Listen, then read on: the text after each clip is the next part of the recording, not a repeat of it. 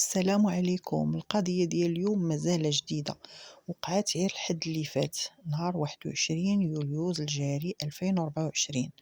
هاد القضية راه دايرة ضجة كبيرة في مواقع التواصل الاجتماعي، واللي هي وفاة غامضة ديال تيك توكر خديجة الملقبة بملاك في فيلا ديال واحد السياسي كبير بزاف في المغرب ومعروف على جهة بني ملال.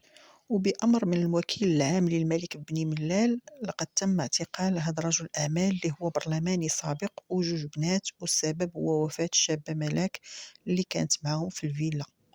وقد تم وضع هذا البرلماني السابق تحت الحراسة النظرية رفقة الشابتين مساء يوم الأحد.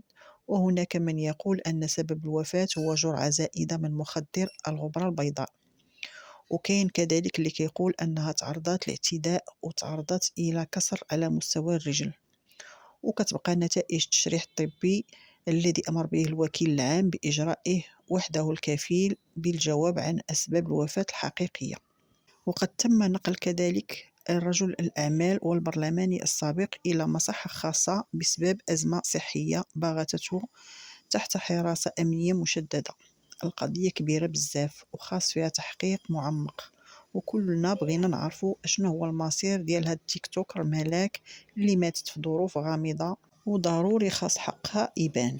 الام ديال ملاك كتقول باللي داك النهار بنتها قالت ليها راها معروضه لعيد الميلاد وخرجات، وملي تعطلات شويه بدات الام ديالها كتعيط لها في التليفون ديال ملاك تيصوني ولكن ما كتجاوبش. بقات الام كل ساعه كتعيط لبنتها ولكن بدون جواب.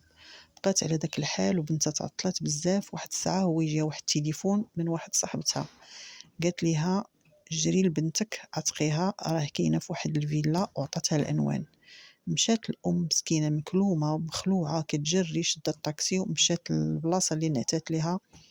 لقات واحد الفيلا اللي هي كبيره على شكل قصر اللي هو فاخر، ودخلت كتجري لقات العساس جالس حتى الباب. قالت ليه فين هي الطوموبيل ديال بنتي؟ نعت ليها بان راه كاينه تما وبنتك راه كاينه لداخل.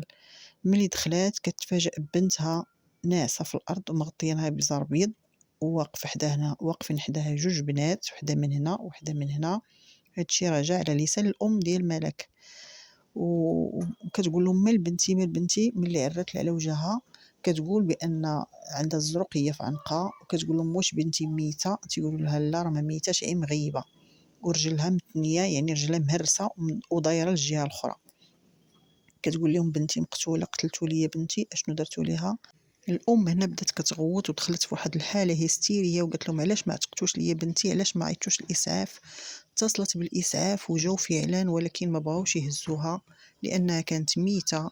قالوا لها ضروري خاص الشرطه العلميه تجي، وفعلا اتصلوا بالشرطه العلميه وجات وداروا الخدمه ديالهم وداو ملاك لامور في انتظار يخرج تقرير ديال الطب الشرعي باش نعرفوا ملاك باش ماتت. وفي الأخير الأم كتوجه اتهام خطير لهم بأن بنتها أذوها وعندها علامات زرقين في العنق ديالها ورجليها مهرسة، وكنتمناو جميعا إنصاف هاد السيدة والابنة ديالها، والحقيقة خاصها تبان للعموم. وكنتمنى تولي هاد القضية قضية رأي عام من أجل إنصاف هاد الأم المكلومة. وفي انتظار الجديد في هاد القضية. إلى اللقاء، فيديو قادم إن شاء الله.